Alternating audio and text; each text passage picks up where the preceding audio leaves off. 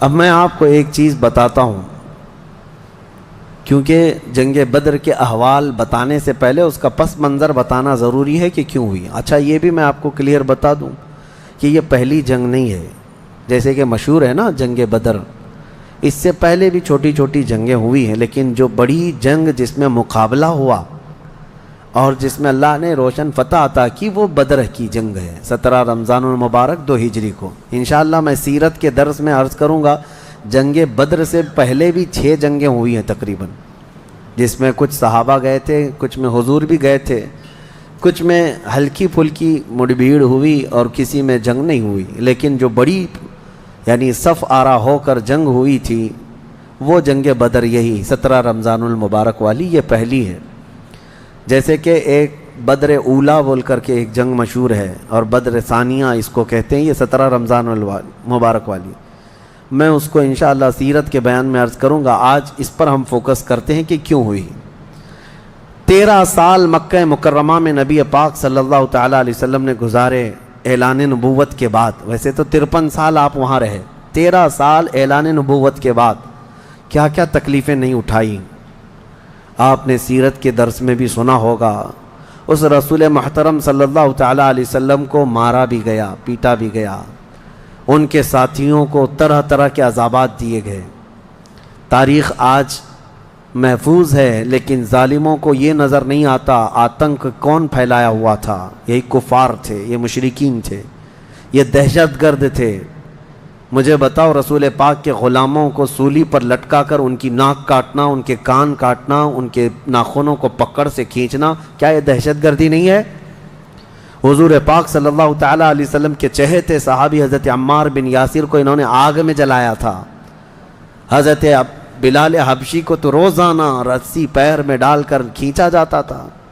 حضرت عامر بن فہیرہ، حضرت ابو فقیہہ، حضرت خباب ابن الارت، حضرت خبیب ابن عدی، حضرت سیدہ سمیہ، ان کو تو گھوڑے کے پیروں میں باندھ کر کے شہید کر دیا گیا تھا۔ کیسے طرح طرح کے عذابات دیے تھے کفار مکہ نے، ایک دو نہیں ہے، ظلم کی ایک لمبی داستان ہے۔ اور پھر پلس اس پر نبی پاک صلی اللہ علیہ وسلم کو ان کے خاندان سمیت سوشل بائیکاٹ کر کے رکھنا۔ حضور نے 3 سال تک 2 پہاڑیوں کے بیچ کے درے میں گزارے ہیں، اور ایسے کہ پورے مکہ والے پہرا لگا کر بیٹھتے تھے 24 گھنٹے تک نگرانی کہ کوئی جا نہ پائے حضور تک، ان کے خاندان تک۔ ان دنوں میں نبی پاک صلی اللہ علیہ وسلم پتے کھاتے رہے اور چمڑوں کو ابال کر کے پانی میں وہ کھاتے رہے۔ 3 سال گزرے ہیں، جبکہ مشرکین مکہ میں سے ہی کچھ اہل خیرت جو تھے انہیں رحم آ گیا ان معاملات کو، اور انہوں نے یہ معاہدہ توڑا۔ وہ آ کر کے، کوئی دوسرے نہیں، صحابہ نے نہیں، جو کافر تھے انہی میں سے 10-12 لوگ، انہوں نے دیکھا اتنی تکلیف یہ ہم میں ہی سے تو ہیں، اور وہ بھی قریش خاندان جو ہم میں سے سب سے معزز خاندان ہے، اس کا ایسا بائیکاٹ کرنا کہ ان تک ایک چاول کا دانہ نہ پہنچے، یہ کیسی مصیبتیں ڈال کر رکھی گئیں اپنے بھائیوں پر۔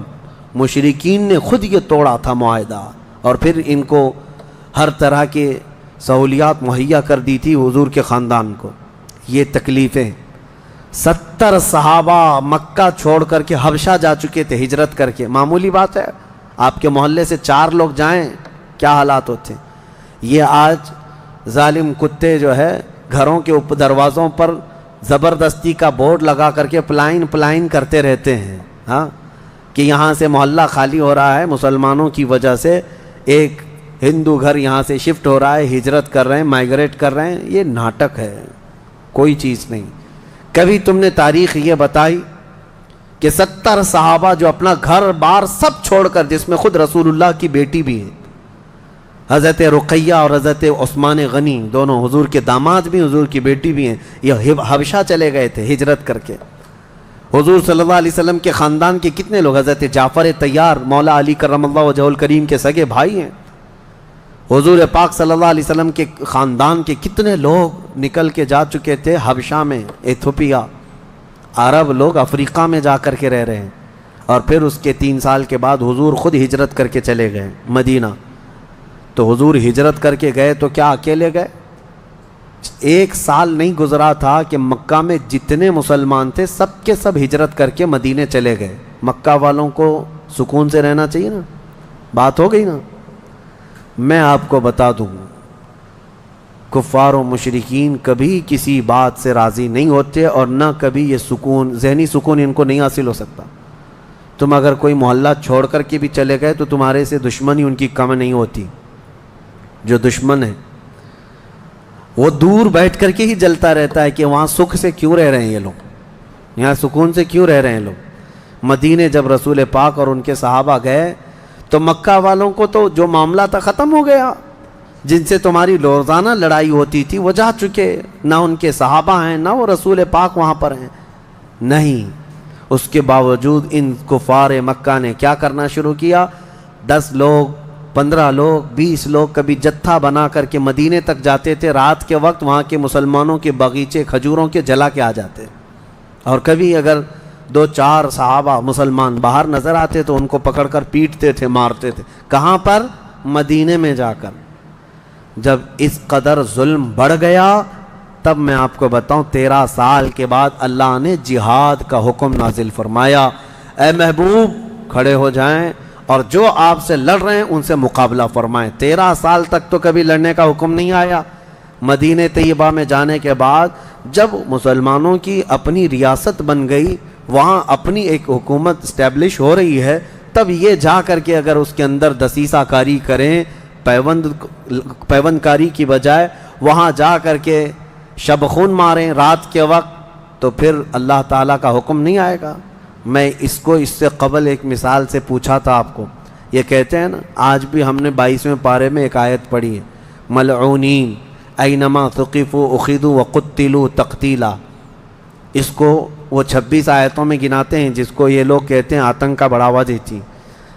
اللہ نے فرمایا لعنت کیے ہوئے لوگ ہیں یہ سب، جہاں پائے جائیں پکڑے جائیں اور ٹکڑے ٹکڑے کر کے مارے جائیں۔ یہ آیت ہے، اور یہ کہتے ہیں کہ یہ دیکھو آتنک کو بڑھاوا دیتی، یہی دیکھ کر کے مسلمان کاٹتے ہیں سب کو۔ میرے عزیزو، آیت جو نازل ہوئی کب ہوئی؟ یہی میں نے آپ کو یہی مثال اس سے قبل بتائی تھی۔ ہمارا دیش، ہمارا ملک امن و امان کے ساتھ رہ رہا ہے، 4 لوگ بھی اگر دشمن ملک کے ہمارے ملک میں داخل ہو جائیں تو ہائی اتھارٹی کیا حکم دے گی؟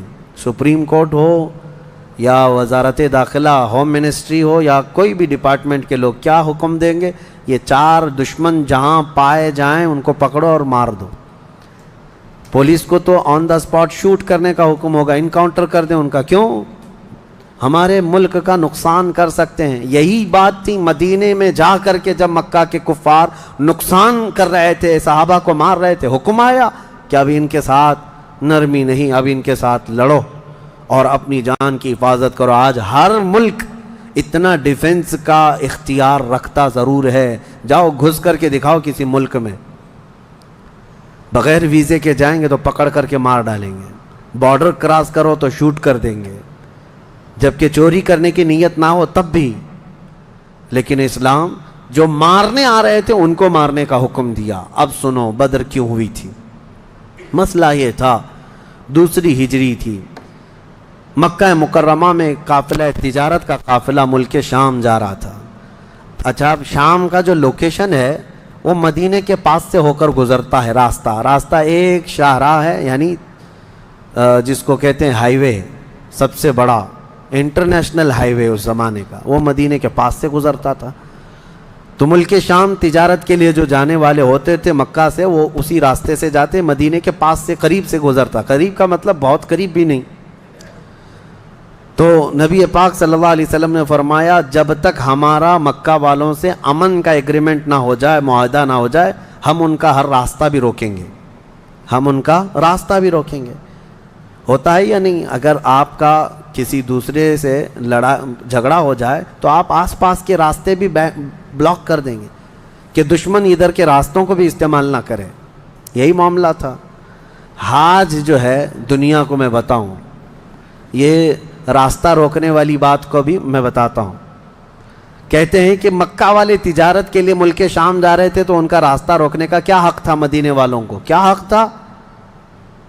آج مجھے بتاؤ، جس ملک سے تمہاری دشمنی ہو جائے کیا وہ اپنا فلائی زون تمہیں یوز کرنے دے گا، تمہارا پلین بھی اڑ کے جا سکے گا اس ملک کے اوپر سے۔ سعودی نے تو ابھی بین کر رکھا تھا قطر کو، اس کا نہ پلین اترتا نہ ہی ہوائی اسپیس استعمال کر سکتا تھا۔ قطر جو ہے کوئی چیز استعمال نہیں کر سکتا۔ ان کی آپسی دشمنی میں جب یہ راستے بند کر سکتے ہیں، آپسی دشمنی تھی، یہ کون سی اسلام اور کفر کی دشمنی۔ اسی طرح سے ایران پر جو پابندیاں ہیں، ایران کا ایک جہاز جس سے اس کے سفارتی تعلقات نہیں، کیا وہ اسرائیل کے اوپر سے اڑ سکتا ہے؟ نہیں اڑ سکتا۔ راستے تو آج بھی ان لوگوں نے بند کر رکھے ہیں، ایک دوسرے کی تجارت کے، ٹریڈنگ پابندیاں آج بھی چلتی ہیں۔ 1400 سال پہلے جب نبی پاک صلی اللہ علیہ وسلم نے صرف ان کا راستہ روکنے کی بات کی، تو آج یہ پوری دنیا کے جو ماڈرن اپنے آپ کو کہتے ہیں اور بہت زیادہ ویل ایجوکیٹڈ سمجھتے ہیں، ان کے پیٹ میں درد ہونے لگتا ہے کہ یہ کیسا راستہ روکنے والا کیا سسٹم تھا۔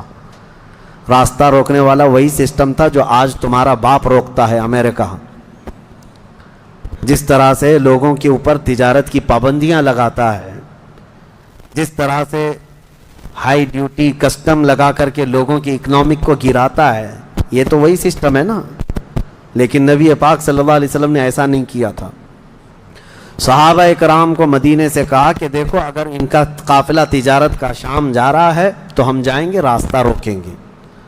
حضور اپنے صحابہ کو لے کر نکل پڑے۔ یہ 17 رمضان جنگ بدر کی بات نہیں کر رہا ہوں، اس سے پہلے کی بات کر رہا ہوں، 6 مہینے پہلے حضور گئے، چند مہینے پہلے یا چند دن پہلے، ایگزیکٹ نہیں کہہ رہا ہوں۔ تو ابو سفیان قافلہ تجارت کا جو لے کر جا رہا تھا، وہ سپہ سالار یا امیر قافلہ تھا، اس کو خبر ہو گئی کہ نبی پاک صلی اللہ تعالیٰ علیہ وسلم اپنے صحابہ کے ساتھ میرا راستہ روکنے آئے ہیں، تو راستہ کاٹ لیا اور ملک شام دوسرے راستے سے پہنچ گیا۔ حضور پاک صلی اللہ علیہ وسلم کو نہیں ملا، حضور واپس مدینے آ گئے۔ کئی دن گزرے، ملک شام میں اس نے تجارت کی، خوب نفع کمایا اور واپس مکہ تو جانا تھا۔ تو مکہ جب جانے لگا تو پھر میرے آقا کو خبر آئی، نبی پاک صلی اللہ علیہ وسلم نے پھر صحابہ سے کہا کہ چلو پھر سے اس کا راستہ روکتے ہیں۔ پھر گئے، لیکن اس بار ابو سفیان پھر خبر پا کر کے دوسرے راستے سے چلا گیا مکہ۔ لیکن مکہ پہلے ہی ابو سفیان نے قاصد بھیج دیا تھا، کہا تھا کہ محمد اور ان کے ساتھی تمہاری تجارت کو لوٹ لیں گے، ختم کر ڈالیں گے، قافلہ تمہارے ہاتھ نہیں آئے گا، تم ہماری مدد کے لیے آؤ۔ یہ قاصد مکہ جیسے ہی پہنچا، وہاں کھلبلی مچ گئی، سب جمع ہو گئے جتنے خاندان تھے کہ ہمارا بھی مال ہے، ہمارا بھی مال ہے۔ اور ابو جہل تو بھڑکا رہا تھا، خوب بھڑکا رہا تھا، سب کو جمع کر لیا۔ لیکن اتفاق ایسا کہ وہ مکہ والوں کے نکلنے سے پہلے ابو سفیان اپنی تجارت کا قافلہ صحیح سلامت مکہ لے کر پہنچ گئے۔ بات ختم ہو گئی، تجارت کا قافلہ آ گیا۔ جو سمجھ بوجھ والے تھے انہوں نے خیر منائی، کہا کہ چلو ہمارا مال پہنچ گیا، اب ضرورت نہیں جانے کی۔ لیکن ابو جہل کسی بات پر خاموش نہیں تھا، کہا کہ نہیں، ہم محمد اور ان کے ساتھیوں کو مزہ چکھائیں گے کہ انہوں نے روکنے کی کوشش کیوں کی۔ اگر آج ہم ان کا مقابلہ نہیں کریں گے تو آگے ہماری تجارت کے لیے بڑے مسئلے پیدا ہو جائیں گے۔ اور اس کے بعد سب کو بھڑکاتا رہا۔ کتنے بہت سارے چھوڑ کر چلے گئے، لیکن پھر بھی ابو جہل کے بہکاوے میں جتنے آئے وہ 1000 کی تعداد میں تھے۔ اور وہ لوگ پورے ہتھیار سے لیس ہو کر، ساز و سامان سب لے کر کے نکل پڑے مدینے آنے کے لیے، کہ مدینے جا کر کے ان کا سب اینٹ سے اینٹ بجا کر کے آئیں گے۔ اب نبی پاک صلی اللہ علیہ وسلم راستے میں نہیں تھے، 2 بار گئے اور واپس آئے، قافلہ روکنے کے لیے واپس آئے۔ لیکن جیسی حضور کو یہ خبر ہو گئی کہ وہ لوگ مدینے پر حملہ کرنے کے لیے نکل رہے ہیں، اصل وجہ سن لیجئے بدر کی اصل وجہ، جب وہ لوگ 1000 کی تعداد میں مکہ سے نکل چکے تھے اور میرے آقا کو یہ خبر مل گئی، مخبر نے آ کر بتایا کہ جنگ کی تیاری سے مدینے کے اوپر حملہ آور ہونے کے لیے نکلے ہیں مکہ کے لوگ۔ اب نبی پاک صلی اللہ علیہ وسلم نے صحابہ سے فرمایا کہ ان کو مدینے پہنچنے مت دینا، اگر مدینے آ گئے تو مدینے کو توڑ پھوڑ کریں گے، شہر میں داخل ہوں گے، جنگ ہوگی تو کچھ نہ کچھ گھر ٹوٹیں گے، کسی کی آبادی اجڑے گی، کچھ نہ کچھ نقصان ہوگا، لہذا ہم خود مدینے سے باہر نکلتے ہیں۔ نبی پاک صلی اللہ علیہ وسلم اب اس ارادے سے اپنے صحابہ سمیت باہر نکلے۔ اس میں تعداد مختلف روایات کے مطابق 313، 314، 315، 319 اور ایک میں 360 اصحاب بدر کی تعداد پہ الگ الگ روایات ہیں۔ 313 صحابہ کی روایت بہت سارے محدثین نے روایت کی ہے، اور 360 کی بھی روایت ہے، 360 لوگ بھی تھے۔ بہرحال وہ اس طور پر کہ بچے دوسرے لوگ سب ملا کر کے کسی نے شمار کیا، اور کسی نے صرف خالص جنگ کرنے والوں کو شمار کیا۔ اس میں سارے بڑے بڑے اجلہ صحابہ ہیں، سیدنا ابو بکر صدیق، سیدنا عمر فاروق، سیدنا حیدر کرار، علی مرتضیٰ رضی اللہ تعالیٰ عنہ، دیگر اصحاب۔ ہاں، حضرت عثمان غنی رضی اللہ تعالیٰ عنہ اس میں شامل نہیں تھے۔ اس کی وجہ یہ تھی کہ حضور صلی اللہ علیہ وسلم کی بیٹی حضرت رقیہ بیمار تھیں، مدینے میں تھی۔ نبی پاک صلی اللہ تعالیٰ علیہ وسلم نے حضرت عثمان سے کہا کہ تم اپنی اہلیہ میری بیٹی کی تیمارداری میں رہو، تمہیں بدر میں شریک ہونے کا برابر ثواب دیا جائے گا۔ حضرت عثمان غنی مدینے میں تھے۔ اسی وجہ سے آج بھی اصحاب بدر کے ناموں کی جب تلاوت ہوتی ہے نا، تو حضرت عثمان کا نام بھی اس میں آتا ہے۔ وہ اگرچہ جنگ میں گئے نہیں تھے، لیکن اسماء بدر میں ان کا نام شامل ہے۔ آپ پڑھ کر کے دیکھنا یا سننا تو حضرت عثمان غنی کا بھی نام ہے، کیونکہ مال غنیمت جب تقسیم ہو رہا تھا تو حضور نے حضرت عثمان کو بھی اس میں سے حصہ دیا تھا۔ خیر، جب نبی پاک صلی اللہ تعالیٰ علیہ وسلم یہ صحابہ کو لے کر نکلے، اب مدینے سے 160 کلومیٹر مکہ کی طرف کا یہ راستہ ہے بدر۔ بدر ایک علاقے کا نام ہے، وہاں ایک کنواں تھا جس کا نام بدر تھا، جس کی وجہ سے اس علاقے کا نام بدر پڑا۔ اب حالات دیکھیں کیسے آزمائش کے بڑھتے گئے۔ میں مختصراً انداز میں آپ کے سامنے رکھوں گا۔ یہ جنگ کا پس منظر تھا، حضور لڑنے کے لیے گئے نہیں تھے بلکہ ڈیفینس کے لیے، کہ مکہ والے نکل چکے تھے۔ اب مکہ والے آ کر جس جگہ پڑاؤ کیے وہ بھی بدر تھا، وہاں کنواں تھا، پانی تھا، اس کے لیے وہاں پر ان لوگوں نے بھی قیام کیا۔ میرے آقا صلی اللہ علیہ وسلم نے بھی اپنا لشکر انداز کر دیا، صحابہ وہاں پر اتر پڑے، سب کے خیمے لگ گئے اور کنویں کے پانی پر بھی قبضہ ہوا۔ اس کے بعد دیکھا صحابہ کے دل گھبرائے ہوئے تھے، کیونکہ حضور صلی اللہ علیہ وسلم اور صحابہ کو جو زمین ملی تھی وہ ریتیلی زمین تھی، بالو کی زمین، پاؤں دھس جایا کرتے تھے، اور کفار مکہ جہاں پر اترے تھے وہ تو سخت سپاٹ فلیٹ زمین تھی، مٹی کی زمین تھی، اور اس میں گھوڑے اچھی طرح دوڑتے تھے۔ یہ ریتیلی زمین پر گھوڑوں کے پیر بھی گھس جاتے اور انسانوں کے بھی۔ اچھا، یہ بات بھی میں بتا دوں، کل تعداد صحابہ اکرام رضوان اللہ تعالیٰ علیہ مجمعین کے ساتھ 313 صحابہ میں صرف 4 گھوڑے تھے، 4 گھوڑے۔ یہ 4 گھوڑوں پر بیٹھ کر کے گئے ہیں۔ کون سوار ہوا ہوگا، کون پیدل چلا ہوگا؟ اور اونٹوں کی کچھ تعداد، اس کے علاوہ تلوار سب کے پاس نہیں، اور جس کے پاس ہے ان کی سبزیاں بھی کٹتی نہیں۔ ان حالات میں تو وہ گئے تھے۔ نبی پاک صلی اللہ تعالیٰ علیہ وسلم کے ساتھ جب گئے، اب وہاں پر صحابہ اکرام کے دلوں کے اندر تھوڑی گھبراہٹ آنے لگی کہ ہم زمین اس طرح کی ہے، اور تعداد جب ان کی دیکھتے ہتھیار سے لیس، تو یہ عرض کرتے کہ کیا ہوگا۔ پہلی جنگ ہو رہی تھی نا، آمنا سامنا پہلی مرتبہ ہو رہا تھا۔ اب نبی پاک صلی اللہ تعالیٰ علیہ وسلم سب صحابہ کو لے کر رات کو بیٹھتے ہیں۔ اب اس میں جو نبی پاک صلی اللہ تعالیٰ علیہ وسلم کے سامنے صحابہ اکرام سے مشورہ ہو رہا تھا، اب وہ ایمان کی بات ہے۔ حضور نے صحابہ کی بات یہ سنی کہ جو مہاجرین تھے وہ یہ کہہ رہے تھے کہ انصار کا تو کچھ گیا نہیں، ہمارا گیا ہے، مکہ میں ہمارے مال لوٹے، ہماری جائیدادیں لوٹیں، انصار مدینے میں رہتے ہیں، مکہ کے کفار نے ان کا تو کچھ بگاڑا نہیں۔ ہو سکتا ہے کہ انصار جو ہے جنگ میں انٹرسٹ نہ لیں، ان کا کیا گیا ہے، یہ مہاجرین کی جنگ ہے، انصار جو ہے ہو سکتا ہے انٹرسٹ نہ لیں، وہ نہ آئیں، یہ ان کے دلوں میں بات تھی۔ حضور پاک صلی اللہ علیہ وسلم نے محسوس کر لیا، کیونکہ 69 انصار صحابہ اس کے اندر تھے، 69 بڑی تعداد ہوتی، 70 صحابہ تقریباً انصار تھے۔ اب دلوں میں جب یہ بات آئی مہاجرین کے کہ پتہ نہیں ہے لڑیں گے کہ نہیں لڑیں گے، کیونکہ ان کا تو کچھ گیا نہیں ہے نا، جیسے آج لوگ کہتے ہیں میرا تھوڑی نا اس سے کوئی مسئلہ ہے۔ تو پھر نبی پاک صلی اللہ علیہ وسلم نے رات کے وقت انصار صحابہ کو پہلے بلایا، سب بیٹھے ہوئے تھے، مشورہ کرنا تھا۔ سید الانصار حضرت سعد ابن معاذ رضی اللہ تعالیٰ عنہ انصار کے سردار تھے، بلایا اور پوچھا کہ تمہارا کیا مشورہ ہے۔ آپ کا کیا مشورہ ہے جنگ کے سلسلے میں؟ سنو، حضور پاک صلی اللہ تعالیٰ علیہ وسلم کی بارگاہ میں حضرت سعد بن معاذ سب سے پہلا جواب کیا دیتے ہیں؟ کہتے ہیں یا رسول اللہ صلی اللہ علیہ وسلم، پورے انصار کی طرف سے تو میں ترجمانی کرنے کے لیے کھڑا ہوں، لیکن میرے آقا کیا ہم بھی کوئی پوچھے جانے کی چیز ہیں؟ آپ کے سلسلے میں ہم بھی کوئی پوچھے جانے کی چیز ہیں؟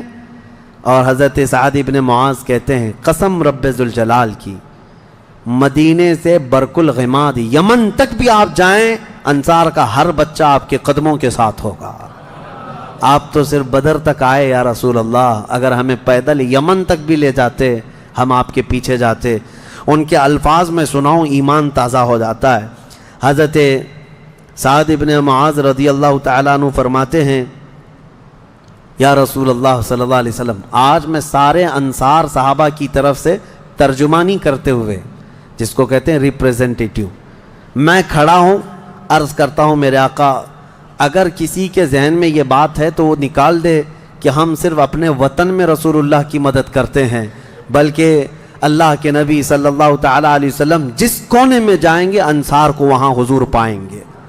اب حضور کی بارگاہ میں عرض کرتے ہیں آقا آپ کو کل اختیار ہے، آپ کو کل اختیار ہے۔ اب سنو حضرت سعد بن معاذ کے یہ بدر کے میدان سے ایک دن پہلے کے الفاظ ہیں، ایک دن پہلے کے الفاظ ہیں، یا رسول اللہ صلی اللہ علیہ وسلم آپ کو کل اختیار ہے، جس کا رشتہ ملانا ہے ملا دیجیے آپ، اور جس کو توڑنا ہے آج ہی آپ فرما دیں، ہم ہمیشہ آخری سانس تک کے لیے توڑ دیں گے۔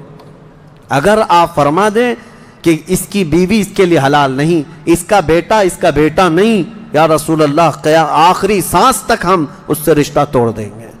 یہ بدر میں جانے سے پہلے حضرت سعد بن معاذ کہتے ہیں جس کا رشتہ آپ ملانا چاہیں میرے آقا ملا دیں، اور جس کا ختم کرنا چاہتے ہیں توڑ دیں، اور جس کو موجودہ حالات میں رکھنا چاہتے ہیں میرے آقا پسند فرما لیں، اور ہمارے مال آپ کے لیے حاضر ہیں یا رسول اللہ، اور ہمارے جس قدر منشا ہو قبول فرمائیں۔ ہاں حضرت سعد بن معاذ کہتے ہیں ہمارے پاس جو کچھ بھی ہے یا رسول اللہ یہ ہمارا مال حاضر ہے۔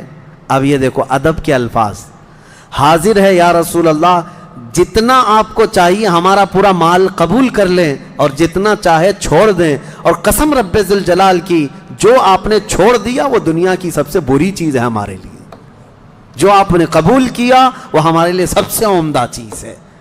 یہ بدر کے میدان میں حضرت سعد بن معاذ رضی اللہ تعالیٰ عنہ کی تقریر چل رہی ہے، اور اس کے بعد حضور پاک صلی اللہ تعالیٰ علیہ وسلم کی بارگاہ میں یہ کہتے ہیں یا رسول اللہ قسم اس رب ذوالجلال کی جس نے آپ کو سچی نبوت کے ساتھ بھیجا، اللہ کی قسم اگر آپ ہمیں حکم دیں سمندر کو چیر کر نکل جانا ہے، رب ذوالجلال کی قسم یا رسول اللہ انصار کا ہر بچہ سمندر میں کود پڑے گا۔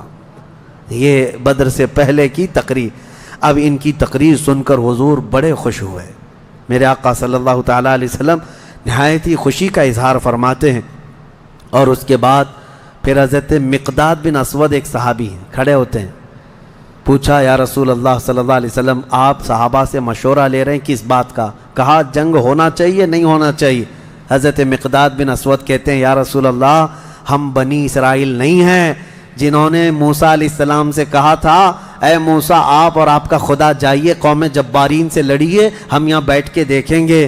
نہیں یا رسول اللہ ہم امت محمدیہ ہیں، جہاں میرے آقا کا پسینہ گرے گا ہم سب کا خون کا قطرہ وہاں گرے گا، جب تک ہمارے جسم میں آخری قطرہ بھی خون کا باقی ہے ہم میں سے کوئی پلٹنے کا تصور بھی نہیں کرتا۔ یہ رسول پاک صلی اللہ علیہ وسلم کے چہیتے صحابہ کی تقریریں تھیں، سب کے جذبے جوان تھے، کوئی لوٹنا نہیں چاہتا، کوئی پلٹنا نہیں چاہتا۔ اب صحابہ کو باہر کر کے حضور خیمے میں چلے گئے۔ اب سنو حضور پاک صلی اللہ تعالیٰ علیہ وسلم جیسی ہی خیمے میں گئے جہاں آج مسجد عریش بنی ہے، اس کو عریش کہا جاتا حضور کے خیمے کو۔ حضور سجدے میں گر گئے۔ سجدے میں گرنے کے بعد نبی پاک صلی اللہ تعالیٰ علیہ وسلم اتنا گریہ وزاری کر رہے تھے، اتنا رو رہے تھے سجدے میں حضور پاک صلی اللہ علیہ وسلم، اور جو صحابی ان کی خدمت میں کھڑے تھے وہ کہتے ہیں نبی پاک صلی اللہ تعالیٰ علیہ وسلم کی الفاظ میں سن رہا تھا ابتحالات کو، عرض یوں کر رہے تھے اے اللہ ایک چھوٹی سی فوج، ایک چھوٹی سی جماعت تیرے دین کی نصرت کے لیے میدان میں اتری ہے۔ اے اللہ اگر اس جماعت کی تو کل مدد نہ کرے گا تو قیامت تک اس روئے زمین پر کوئی سجدہ کرنے والا نہیں آئے گا۔ اے اللہ قیامت تک کوئی تیری عبادت نہیں کر سکے گا۔ یہ محبوبانہ انداز ہے میرے آقا کا، یہ کوئی دھمکی نہیں ہے اللہ کو۔ رب تعالیٰ کی بارگاہ میں گڑ گڑانا کہ مولا اگر ان کی مدد نہیں کرے گا تو پھر کون تیری عبادت کرے گا۔ اور اس کے بعد اچانک حضور صلی اللہ علیہ وسلم اٹھے سجدے سے، پیشانی چمک رہی تھی اور حضور مسکرا رہے تھے۔ دو صحابہ کھڑے تھے، کہا یا رسول اللہ صلی اللہ علیہ وسلم آپ اتنی گریہ وزاری کرتے کرتے بھی مسکرانے لگے۔ کہا میرے رب نے میری ڈھارس بندھا دی، مبارک ہو، بشارت ہو، میں نے ابھی ابھی جبرائیل کو جنگی لباس پہن کر اترتے دیکھا ہے۔ جبرائیل امین آ گئے ہیں۔ وہ صحابہ دوڑے دوڑے گئے، باہر جا کر کہے مبارک ہو اللہ کے نبی کو مدد آ گئی ہے۔ ابھی رات کا حصہ گزرا نہیں تھا کہ بارش برسنے لگ گئی۔ میرے آقا نے فرمایا میرے صحابہ اللہ کی دوسری مدد آ گئی۔ صحابہ نے پوچھا یہ کیسے؟ کہا جاؤ میدان میں دیکھو، ریت کی زمین پر بارش ہوئی تھی تو ریت پوری جمع ہو گئی، مضبوط ہو گئی، اور کافروں کی زمین پر بارش برسی تو کیچڑ ہو گیا، ان کے پیر پھسلنے لگ گئے، ان کے گھوڑے بدکنے لگ گئے، اور صحابہ کے پیر ریت میں بالکل مضبوط جم کر رہ گئے۔ حضور نے فرمایا بارش بھی اللہ نے تمہاری مدد کے لیے نازل فرمائے۔ صبح اٹھتے ہیں، صبح ہوتی، حضور اکرم نہیں رات کے وقت ہی، ابھی رات کا وقت ہے، صحابہ کے دل کی تسلی کے لیے میرے آقا اپنے ہاتھ میں ایک چھڑی لے کر جاتے ہیں میدان میں، صحابہ پیچھے پیچھے ہیں، لکیر کھینچا، حضور نے فرمایا کل یہاں ابو جہل گر کے مرے گا۔ دوسری لکیر کھینچا اور کہا یہاں عتبہ مرے گا۔ تیسری لکیر کھینچ کر کہا یہاں شیبہ مرے گا۔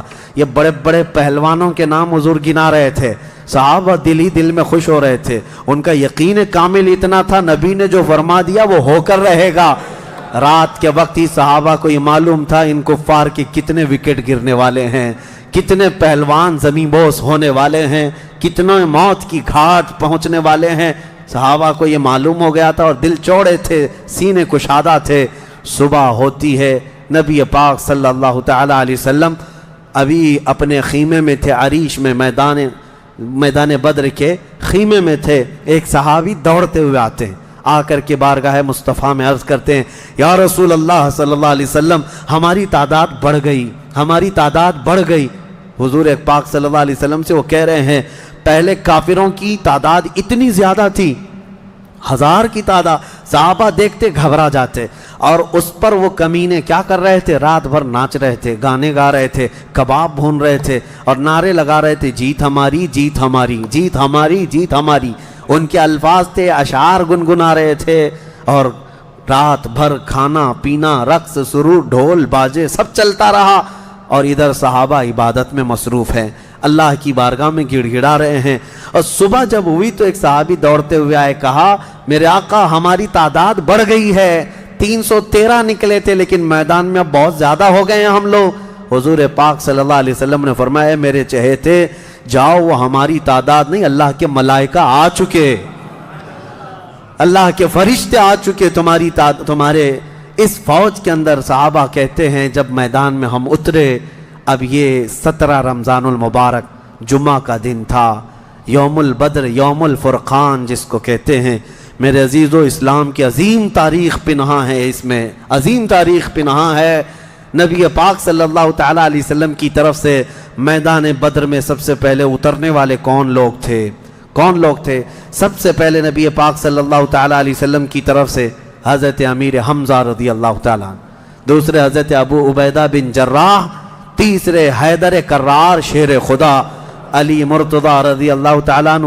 یہ تینوں حضرات اترے، اور ان کے مقابل میں جو کفار آئے تھے وہ اپنے اپنے وقت کے بڑے بڑے پہلوان تھے، بڑے بڑے پہلوانوں کو انہوں نے اتارا تھا میدان بدر میں۔ اور جب مقابلہ ہوا تو سب سے پہلا وار حضرت امیر حمزہ کا سامنے والے پر پڑا، وہ گاجر کی طرح کٹ کر گر گیا ایک ہی وار میں۔ حضرت ابو عبیدہ بن جراح زخمی ہوئے، سامنے والے سے تھوڑے زخمی ہوئے، پھر حضرت حمزہ نے وہ بھی محاذ سنبھالا اور ان کے مقابل کو بھی مار کر گرایا۔ ادھر حضرت علی کرم اللہ وجہہ الکریم کی عمر کم تھی، اس وقت ان کی عمر زیادہ نہیں تھی، 22 سال کی عمر یا 25 سال کے اس وقت کی عمر تھی حضرت علی کرم اللہ وجہہ الکریم کی۔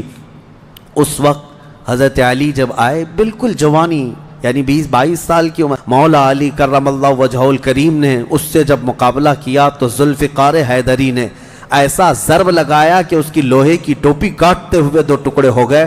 پہلی مرتبہ بدر کے میدان میں آواز آئی تھی سارے صحابہ کی اللہ اکبر، یہ نعرہ تکبیر تھا جو سب سے پہلے بلند ہوا۔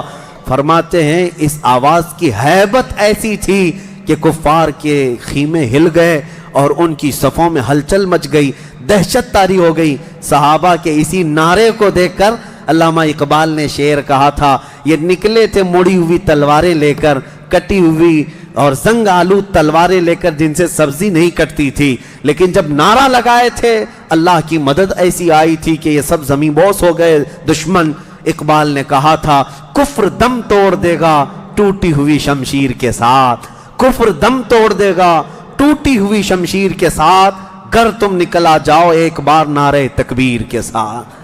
یہ انہی صحابہ کا نعرہ تھا جب انہوں نے پہلی مرتبہ بلند کیا۔ یہ لڑائی چلتی رہی شام تک، شام ہونے نہ پائی، دوپہر تک اس لڑائی کو پہلے ایک کے بعد دیگرے، اس کے بعد پھر گھماسان کی لڑائی ہوئی۔ لیکن کفار مکہ میں سے کچھ لوگ کہتے ہیں ہم تو بڑے حوصلوں سے آئے تھے لڑنے کے لیے، بڑے حوصلوں سے آئے تھے، جن کو یہ مدینے میں مکہ میں پکڑ کے مارتے تھے وہ آج ان کے مقابل میں تھے، کوئی کسی کا غلام تھا، کوئی کسی کا رشتہ دار بھی تھا، لیکن مقابلے میں جب آئے وہ کفار مکہ کہتے ہیں ہم تو بڑے ہمت کے ساتھ لڑنے کے لیے آئے تھے، لیکن جب ہم لڑنے جا رہے تھے تو ہمارے مقابل میں اجنبی لوگ آ رہے تھے، اجنبی لوگ آ رہے تھے، اور ان کی ہیبت ایسی طاری ہوتی کہ ہم نے ان کو نہ مکے میں کبھی دیکھا تھا نہ مدینے میں کبھی دیکھا تھا۔ یہ وہ بدری ملائکہ تھے جو جبرائیل امین کی سپہ سالاری میں آئے تھے۔ اب یہاں ایک بات میں بتانا چاہتا ہوں، ایک فرشتہ اتر جائے کافی ہے۔ آپ کو پتا ہے قوم شعیب جب نافرمانی کر رہی تھی تو اللہ تعالیٰ نے عذاب کیا بھیجا تھا؟ جبرائیل امین علیہ السلام کو اتارا تھا، انہوں نے ایک چیخ ماری تھی، چنگھاڑ، اور ان کی آواز کی ہیبت سے جتنے پہاڑوں میں تھے یہ قوم شعیب سب کے بھیجے کانوں سے نکل آئے تھے اور زمین پر گر کر مر گئے تھے۔ تو یہاں جبرائیل امین اکیلے آ جاتے، صرف آواز لگاتے، کسی کو تلوار اٹھانے کی بھی ضرورت نہیں، یہ 1000 پورے کیڑے مر جاتے۔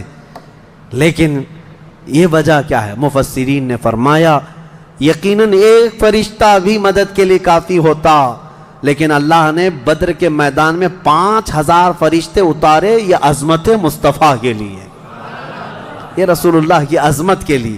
کبھی کبھار تعداد جو ہے وہ شان بتانے کے لیے ہوتی ہے، عظمت بتانے کے لیے ہوتی ہے۔ ہاں ایک جھنڈا کافی ہوتا ہے، لیکن کبھی 10 جھنڈے لگاؤ تو اس کی عظمت بڑھ جاتی ہے۔ ہاں 2 باڈی گارڈ کافی ہوتے ہیں، لیکن 10 کھڑے ہو جائیں تو اس کی ہیبت اور طاری ہوتی ہے۔ یہ ایک انسانی ذہن بنا ہوا ہے۔ اللہ تبارک و تعالیٰ نے اپنے محبوب کی عظمت شان کی وجہ سے 5000 ملائکہ کو اتارا۔ اب یہ جنگ ہوتی رہی، اس میں صحابہ تو لکڑیوں سے جنگ کرتے رہے، سب تلواروں سے نہیں، کچھ صحابہ تو لکڑیوں سے جنگ لڑتے رہے، اور لکڑیوں سے کئی کو مار کے گرایا، اور 70 جو ہے موت کے گھاٹ اتر گئے، اور اس میں معمولی 70 نہیں تھے، بڑے بڑے گرو گھنٹال تھے، جتنے بھونکتے تھے مکہ میں بیٹھ کر۔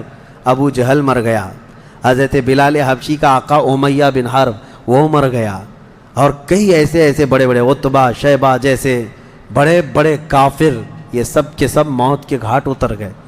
بدر کی ایک لڑائی ایسی کہ اچھوں کی جڑ کاٹ کر رکھ دیا۔ اب یہاں پر حضور پاک صلی اللہ تعالیٰ علیہ وسلم کا رحم بھی دیکھیں، حضور ملاحظہ فرما رہے تھے جب امیہ گر کر زخمی ہوا تھا، حضور نے جو صحابی لڑ رہے تھے کہا کہ روک دو اس کو۔ امیہ جو لڑ رہا تھا وہ بڑا ہٹا کٹا پیسہ والا مکہ کا بڑا آدمی تھا، تو جو صحابی لڑ رہے تھے انہوں نے گرا دیا، وہ زخمی ہو کر گرا، حضور نے فرمایا چھوڑ دو اس کو، وہ صحابی ہٹ گئے۔ حضور نے فرمایا بلال حبشی کو بلاؤ۔ بلال کہاں ہے؟ بلال آئے، کہا اے بلال آؤ، جتنا اس نے تڑپایا تھا خوب آج تم بدلا لو اس کے ساتھ، کیونکہ یہی وہ تھا جو حضرت بلال کو ایک ڈرم میں ڈال کر دن بھر رکھتا تھا۔ लोहे की एक टाकी बनाकर उसमें डालकर ऊपर से ढक्कन डालकर गर्म धूप में उनको ऐसे ही रख देता था, बगैर खाना पानी दिए। शाम तक उनको खोला जाता तो उनका जिस्म पूरा अधमरा हो जाता था। उनकी पीठ ऐसी गल गई थी अंगारों में सुलाने की वजह से कि रीढ़ की हड्डी दिखती थी। यह हज़रत बिलाल के साथ किया था। हज़रत बिलाल हबशी ने मार कर उसको ख़त्म किया। अदुवुल्लाह। और हज़रत बिलाल मारते वक्त क्या कह रहे थे ये भी सुनिए, ये सहाबा का जज्बा है। कहते हैं उसको कत्ल किया और यूं कहा, अंत अदुवुल्लाहि व अदुव्वु रसूलिना, मैंने तुझे मार दिया है इसलिए कि तू अल्लाह का और मेरे हबीब का दुश्मन था। ये नहीं कि मुझे तड़पाता था, ये नहीं कि तूने मुझे बहुत मारा है अब चख ले मज़ा। हज़रत बिलाल ये कहते हैं तू अल्लाह का दुश्मन था और मेरे मुस्तफ़ा का दुश्मन था, मैंने तुझे ख़त्म किया।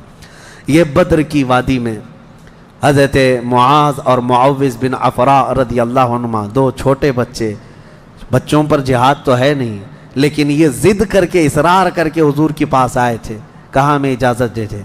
मेरे आका ने इनको इजाज़त दी तो ये जंग में शरीक हुए। हज़रत अब्दुर्रहमान बिन औफ कहते हैं साहब बड़े बड़े सहाबा, जंग के मैदान में नफसा नफसी का आलम होता है, अपना डिफेंस करना ज़रूरी होता है, कहाँ से तीर आए कहाँ से तलवार आए, लेकिन ये दो बच्चे इस तरह से मैदान में हैं कि हज़रत अब्दुर्रहमान बिन औफ से कहते हैं चाचा हमें एक बात बताइए, अबू जहल किसका नाम है?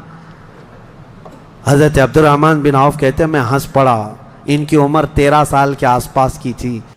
ये था नाज़रीन इकराम कारी साहब का बयान, आपने पूरा सुना होगा। बयान अच्छा लगा हो तो हमारी वीडियो को लाइक और चैनल को सब्सक्राइब जरूर करें। फिर ऐसे ही नेक्स्ट वीडियो के साथ मिलते हैं, तब तक के लिए अल्लाह हाफिज़।